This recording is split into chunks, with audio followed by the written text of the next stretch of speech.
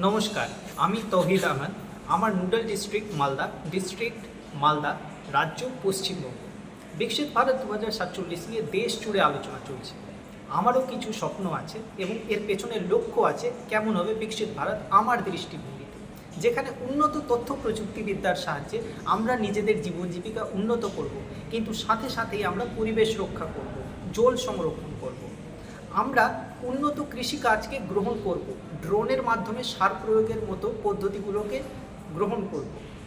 আমরা স্কুল স্তর থেকে যৌন শিক্ষা এবং মানব অধিকার শিক্ষাকে গুরুত্ব দিব, যাতে আমরা নিজেদের অধিকার বুঝতে পারি, মৌলিক অধিকার এবং মানবাধিকার সমস্তটাই আমরা যাতে বুঝতে পারি। আমরা প্রতিটা ক্ষেত্রে নারী একটা বিশেষ জায়গা তৈরি করব এবং নারী সুরক্ষায় বিশেষ ভূমিকা পালন তৈরি করব। আমরা সবকা সাথ সবকা বিকাশ এবং বেটি বাঁচাও বেটি পড়াওয়ের মতো প্রকল্পগুলোকে যুবদের দ্বারা অনুপ্রাণিত করব। আমরা আরও উন্নত তথ্য প্রযুক্তি সম্পন্ন একটা মজবুত রাষ্ট্র, আমাদের বিকশিত ভারত 2047 গঠন করব। ধন্যবাদ।